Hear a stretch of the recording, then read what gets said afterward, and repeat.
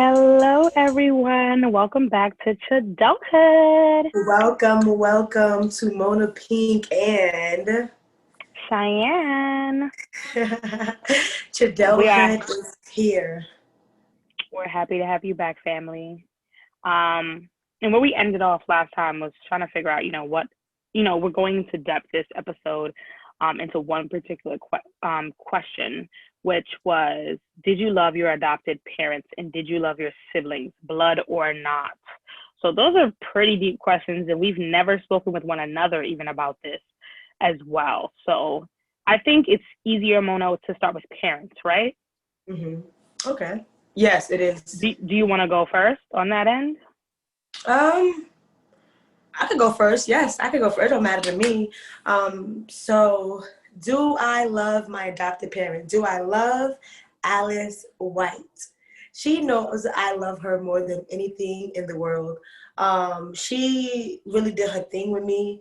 I just She did her thing. Like, it's Mona Pink. Like, she did her thing. Seriously. Like, I'm really grateful for her. I swear to God, I'm so grateful for her. You know, like I've mentioned in the last episode, she's adopted me since I was 5 days old, you know? So that just shows me, okay, she didn't even know me. She didn't even know what I was going to become. She didn't wait till I was 2, 3, wait till I had autism, didn't see what type of anything was wrong with me. She just took me in and accepted me as I were, and molded me into be this beautiful woman that I am today. I have so many experiences with her.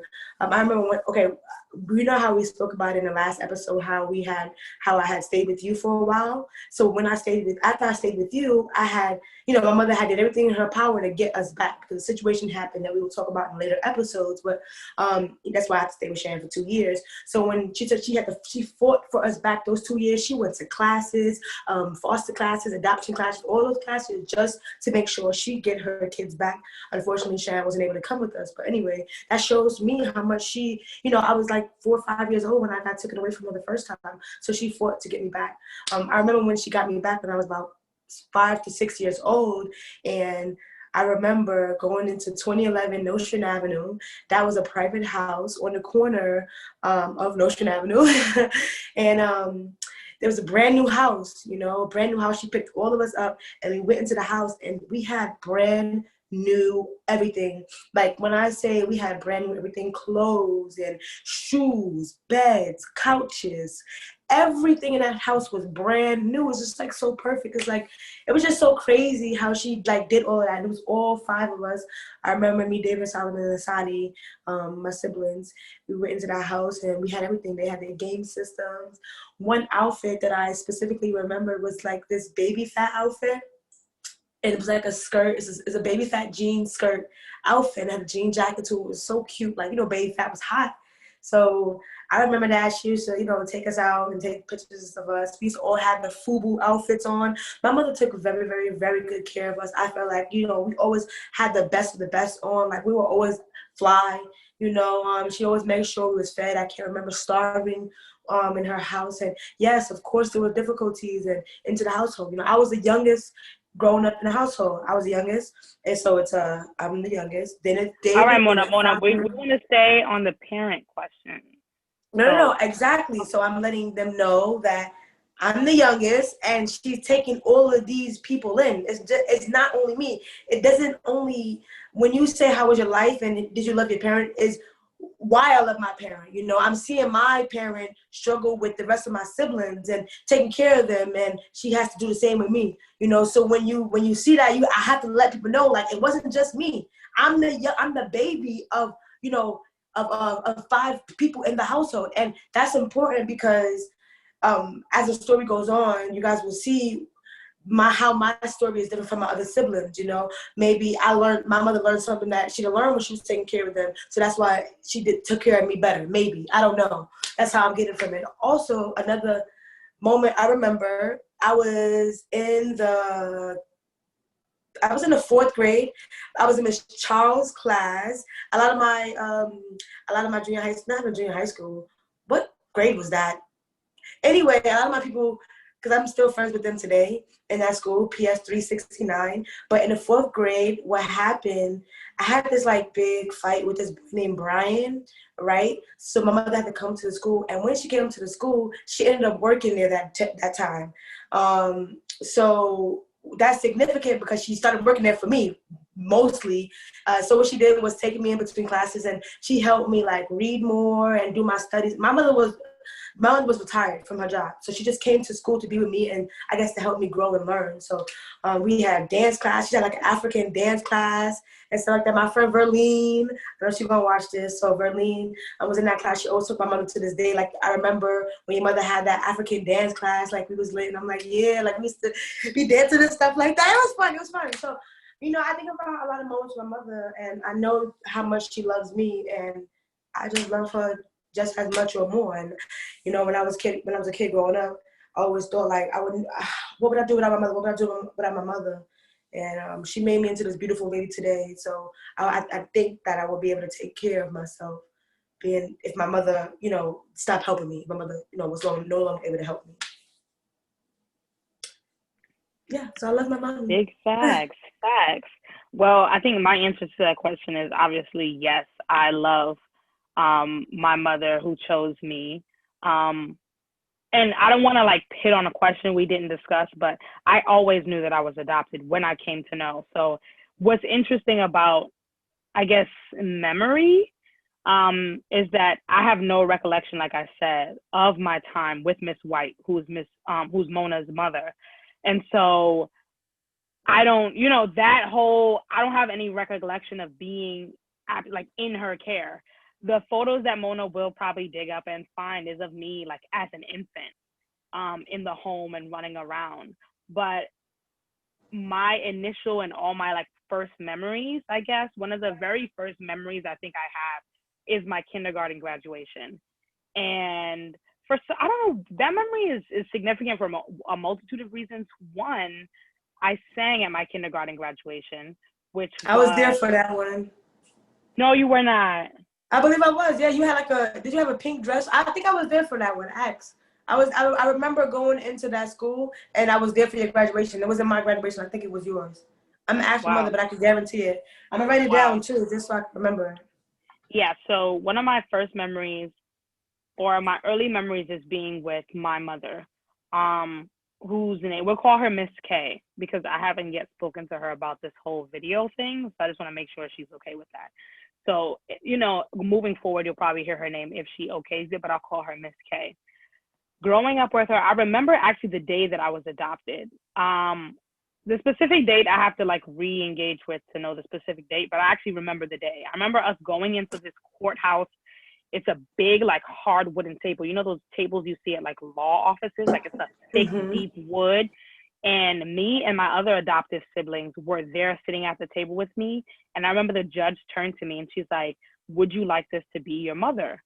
And I said, yes. Wow. And we signed papers and my mom signed papers. And I don't know, it's one of like the happiest days of my life. I remember me skipping down the block. And I think we went to go get dinner afterwards. We were like in these dresses.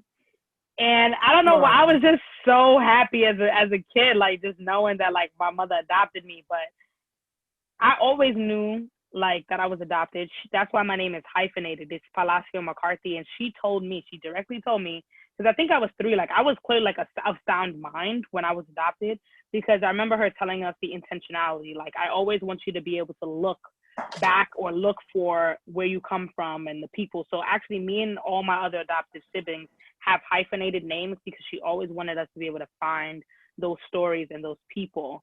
My mom treated me like like literally like I was hers, like from Jump Street.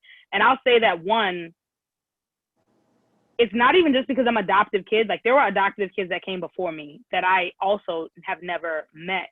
So there were other adoptive kids in my home that I never met because I was a little kid when they were in the home, and then they left by the time I was old enough. So I actually came to find out about that she was actually an adoptive parent way before I came along.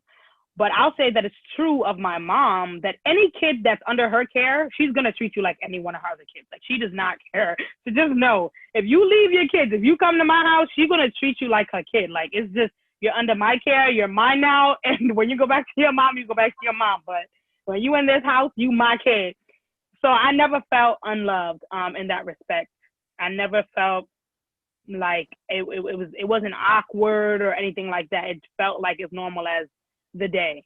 As far as how other people in the scenario will make you feel uncomfortable, that's another question, right? And that's where we get into the siblings and what have you. So which is a different experience because Mona grew up with a lot of our blood siblings and, you know, there are complexities there. But I grew up with siblings that don't necessarily share my blood. And so there are a lot of complexities to those sibling relationships, which is what we'll go into now. Did you want to begin to answer that question, Mona? Is that the question of did I love my siblings? Yes. Did you love your siblings, blood or not, growing up? So I'm going to say that I love each and every one of my siblings. I absolutely do. I honestly love them. I don't have to like them, and I don't like some of them sometimes, but I definitely love them. So, yeah. This is really kind of a hard topic because as we go on, you guys will see it's just so much to talk about. Yeah, I don't understand. Yeah, you see how difficult it is for me to even get it out. Like, I can talk about anything else, but this, I'm just okay. I think I should start with my one. Kind of. I'm gonna say like 2 minutes or 1 minute for each of them. Okay, and you can even just start with even Mona. Don't even hit on relationships now. Just start out. Just talk about the growing up with them. Then let's stay around there, and then we can move on to the where are we now with them. But let's just give them the foundation of like okay, what was it like? that's easy. Yeah, growing up, like what was the thoughts and relationships like in the All house right. as a youth? That brings my blood pressure down. So, growing up with my siblings, first of all, let me just say, me and David were weirdos, and I'm just point blank just say that. I don't know why we grew up with the attitude of we're white, my siblings is black. I'm sorry, but we did. That was ignorant of us. I know. I won't have my kids doing that. Just saying. So, me and my brother David would walk around. We was the lightest ones out of the family. We walk around like, yeah, I'm white, you black, haha. So we were like best friends. Like the whole time we were just best friends. We did everything together. We both would hold my mother hand walking down the street. That was my boo. I loved him to death. I just remember so many positive memories with my little brother David as a little baby. I remember him. I also remember like play fighting a lot with my siblings. It was fun doing that. I remember them always calling me the fat one. I'm always the fat one. I was called the fat one. I used to have this like fat outie. So I used to like play with my outie belly button. So that, yeah, I used to always be called the fat girl or the fat bubble. They just had so many fat names. Always used to call my chin. They talk about my brother chin. They used to call me Johnny Bravo. They cut my ass, and they just did. I don't think that affected me. I don't think that made me dislike them. That's not what it was. I knew it was us growing up. So I guess I was used to that. That was, 2011, I'm still a kid growing up doing that. So yeah, we had a great childhood experiences. Like I said, we have so many. My mother had like thousands, and I mean like thousands of pictures. She has a lot of pictures of us, of us growing up and stuff like that, doing different things. We never really traveled too much except for like going to Philadelphia. So we went to Philadelphia a few times for travel. I remember Hershey Park. So my mother took us a few places. And yeah, so I remember that. It's not until, so that's us growing up, but when we got a little bit older, it's not until we got into Bed-Stuy when I was 10 that year, turning 11. I remember specifically because it was a big old fight in the neighborhood that the people tried to bully us with. So we was a family, we stuck together. So I'm happy for that. I'm happy that, we showed a unity in that moment, as we were, progressing in the hood. Because it was the hood. It was a crazy hood. So in some of the projects, had to put that out there. So anyway, yeah, so it wasn't until we moved to Bedford-Stuyvesant where we had a lot of like people to influence us, like our outside friends and stuff like that, that kind of like, I would say, steered us away from each other. That's why we kind of started growing up apart. And that's where this childhood comes in at. This is when it hits me because I'm like, I wish when we were that age, we were together, because that's where I have most of my memories, at 10 through now. Before I was younger, but now, I had the most of my memories at 10, and that's when I don't have a lot of memories with them because we stopped doing things together. So yeah, then at that time, although, I'm still 10 years old, there was a lot of stuff going on around the house because I had teenagers now. So my siblings are teenagers. So my mother's getting into, petty argument like teenagers would get into, or other arguments that I'm not going to get into right now. So, yeah, growing up around that environment, a lot of arguments and fights, and people wanting to run away from the home, and people just not listening to my mother, or my mother not listening to us maybe sometimes, or, stuff like that. So, yeah, I remember, okay, I don't know if my mother will get mad about this, but I told her I'm doing this video, and I told her I'm going to be raw. But I remember the last time I got a beating, she beat the crap out of me. I think I was the only one who got beat because, I wouldn't, after school, I wouldn't come straight home or something like that. So this is when my older sister, Sadie, was living with me. So it was me, Yolanda, and Sadie in the rooms. Me and Yolanda was in a bunk bed, and Sadie had her own single bed. My mother was beating me and stuff like that, so I ran in the bed, on the bunk bed, started crying my eyes out after I finished getting beat. And then Sadie was like, if you beat her again, I'm calling the authorities on you. So that's the last time I got beat. My mother was like, I'm not going to deal with y'all no more. She was just over it. She was just like, okay, now you're all ganging up on me. Let me stop beating these kids before they just put me to jail. Send me to jail. So I guess that's my last beating. So that shows how much my boo Sadie, my baby Sadie, that just shows the love right there. I don't know. So yeah, we grew. I think that, we had some good experiences though. I do remember a good time. I remember a good time. I remember a very good time growing up. It warms my heart thinking about it. So I know it's not that bad.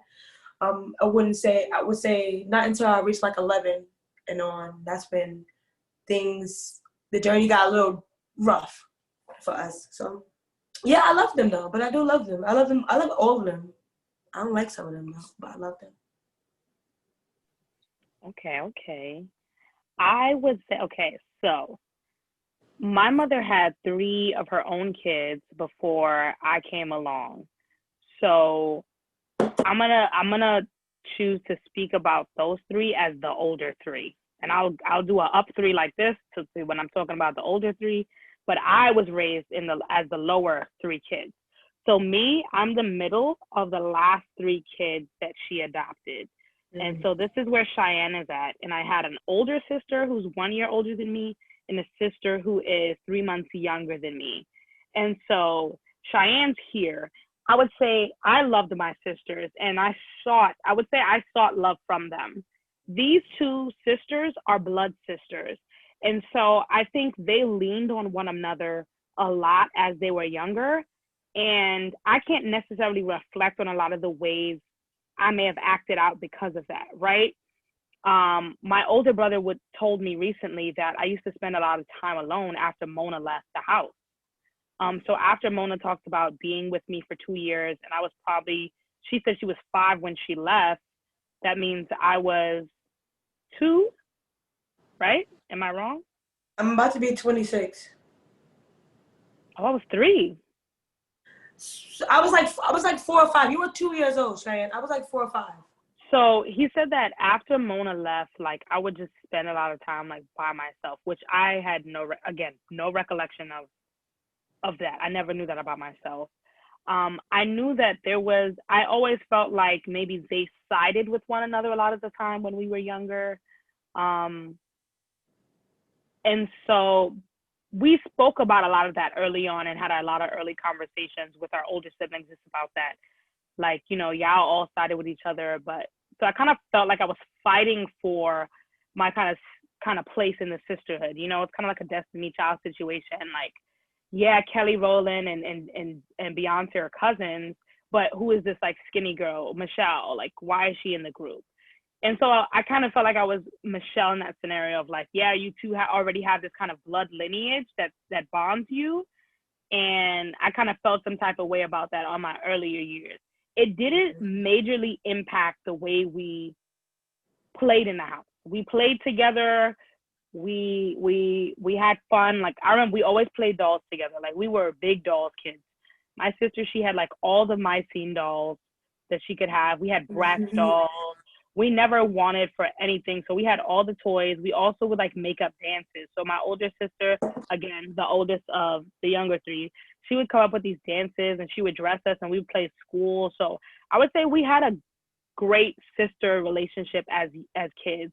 And we also spent a lot of time singing together, like singing music. Music was big in my household, in the cars and stuff like that. So we had a lot of time together. So after we got over that hump of like, okay, y'all are blood siblings, like, but we're all sisters and we have to like feel that. And that has to mean something to us, right? So once that was expressed, I felt much better about that.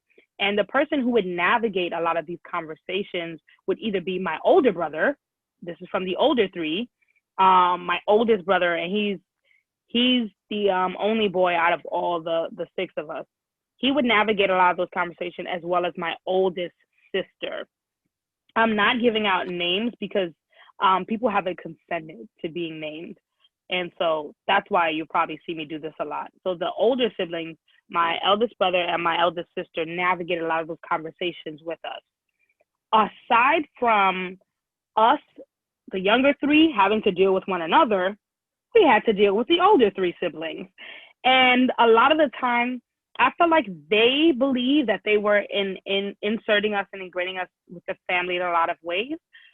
We had a lot of arguments, actually, because we came together and we were like, hey, sometimes y'all do treat us like the adopted kids, or we felt those ways. Not that that was true for them, but that's how we felt. And we expressed that to them multiple times. So there were a lot of conversations about, a lot of cries and tears of like, we don't like when y'all say the word, my mother, because what does that mean to the younger three if the older three is always saying my mother? And so we had a lot of conversation about what language means, because they're like, oh, well, of course, sometimes, we say stuff and it's my mother. We're like, that's not language we like to be used. Not that my mother ever makes us feel that way, and not that that's their intention, but we had conversations around like, just don't say that. Don't use that around us. That makes us feel some type of way. And then as we grew older, it became, okay, not that we felt like we were the adopted three. It felt like they were feeling like, oh, we're the older three. We're going to tell you what to do. And so we had to have conversations around that. Like, we're kids, we're growing up. And even for them to see us grow up was hard for them to see, and to see us as full adults with our own personalities, our own minds. They remember us as the diaper kids and so the age gap is very different. Like my older sister, she's like 40 something. So we're dealing with the age gap, and we're also younger, So that's what we had to navigate. Is like they were playing auntie. Mother. We can't even go into like, we will go into that, and I'll actually say this now, because why bring it up later? They were old enough to be our aunties, right? And so a lot of them, when we were younger, we had to call them auntie so-and-so, uncle so-and-so. My oldest brother was not in favor of that. He's like, I'm not their uncle, I'm their brother. So why can't they call me my name? And so again, language is important. And I didn't actually realize how much language is important. So if you have adoptive kids, and language is important. If they are your kids, just call them by their name. They're your sons, they're your daughters, because you have to understand the ways in which young kids look at language. They will see and know, and that's how they will respond to it. If you have someone in your family saying my mother, attaching ownership to someone that you're supposed to share, that sends a message of maybe discord of, oh, is that not my mother? So just be careful when you have kids. Just know that like language is very, very important. And this is the ways, like, again, like I said, I love all my siblings to death. We all have different relationships, but I just want to bring y'all into that language actually played a major role between us as siblings. And we're dealing with two generations of folks, people old enough to be aunties and uncle. Then they have to switch into the sibling role, but switch into the sibling role even more as they start to see us as adults. So that's like a lot to like navigate and balance. Some people had a more rough time with it. Some people said, I've always seen you as this, and it's much easier for me to see you as that. Can I question you right quick? So the question is, I hear you say your adopted mommy, Miss K, but I do know your adopted father. And I felt like I was very close to him at a point in time. I didn't hear you mention him. So give him his credit, baby girl. So you're right. Chris, my adoptive father, he didn't adopt me actually. So he's not actually, he doesn't have any paperwork or He's been legality as there. my He's adoptive. your Of parent, course. bro. And thank you for bringing that up. Chris is my mom's husband, and he's been a major presence in my life. He's a major part of my childhood. Just he's the father figure of my childhood. Always like, to me, he kind of was the pushover because my mom is very, very strict, as you will know. You will come to see. My mom is very, very strict, and so he was the kind of the lighthearted one. He didn't ever want us to get reprimanded about anything. But again, he's a very complex person, and we will go into detail about him because, of course, I love him, but he's like anybody else. They have some traits in them that will annoy you.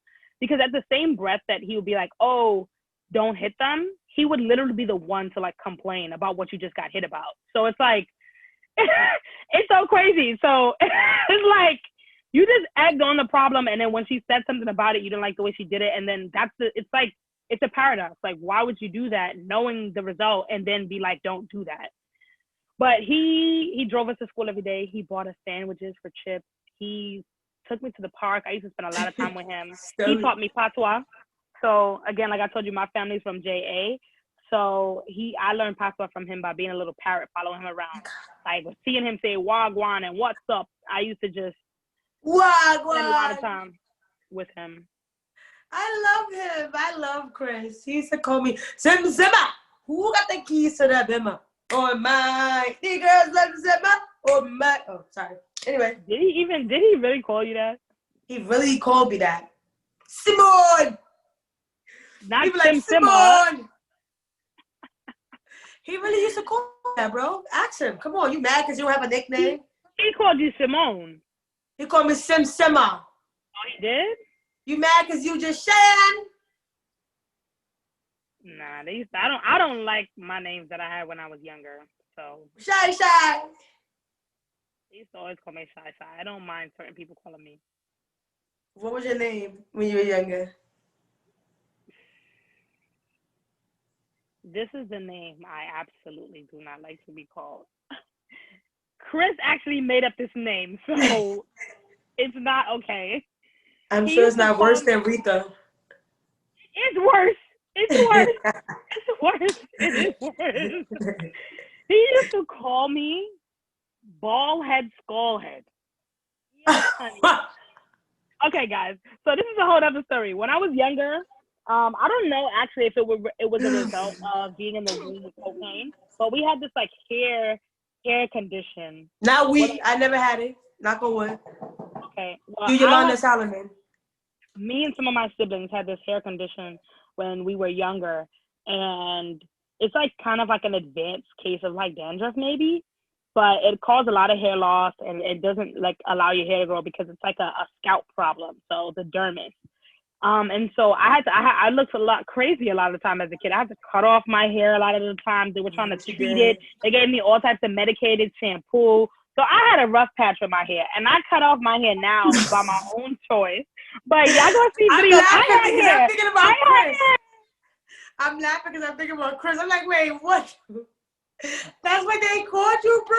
No. This is what he called me. See, she thought it was worse. She thought it wasn't that bad. He used to really call me bald head, skull head, and he would call me Shy. But he used to really call me that for real. No cap.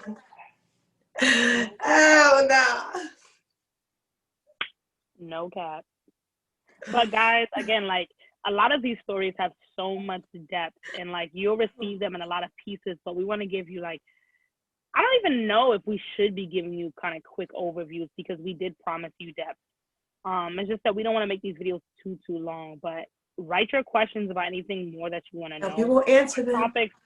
Topics that you want us to discuss, because again, like there are so many ways like these different stories will erupt and come up based on like memory and like questions and stuff like that. So and then we remind each other of things that we might have forgotten to bring up, like Chris, and sorry about that. But yeah, that's all we have for now. But we definitely do love our adoptive families. I don't use language like adoptive, like I said. Just like Mona says, my mom is my mom. I don't see her as my adoptive mom or so forth. These are our parents and these are our families. These are our siblings. We never said we use this language so that you can help parcel out our family, but we don't talk about siblings, blood or not. We just have siblings. Yeah, But because I'm so sorry to cut you off because I forgot to tell the peoples that my older sister that live with us, Sadi, is not our blood. That's how much I don't be caring because that's my sister. Like that's like that's my favorites. Like she's the coolest sister. She's like really chill back, laid back more than all of us. Like that's my sister. So the fact that I didn't even tell you guys that she wasn't even related to us, just like of Cheyenne, we have 4 siblings that's blood related, and then Sadi is not related to us. So it's funny. I just forgot about that. So yeah, yeah, that's and how we all these, feel. and we say that to say that like we don't, again, language is very important and we don't want to create any divisiveness between one another because it's not Right. helpful because again your sibling is your sibling and a lot of Period. people they know they have chosen family and so forth but all of these people is people we love relentlessly and they are siblings but we've given you long answers to short questions which are yes we do love our families that chose us and that we were destined to be a part of. So thank you all for listening. I hope that you continue to come back and re-engage, and I hope that you put questions in the comments.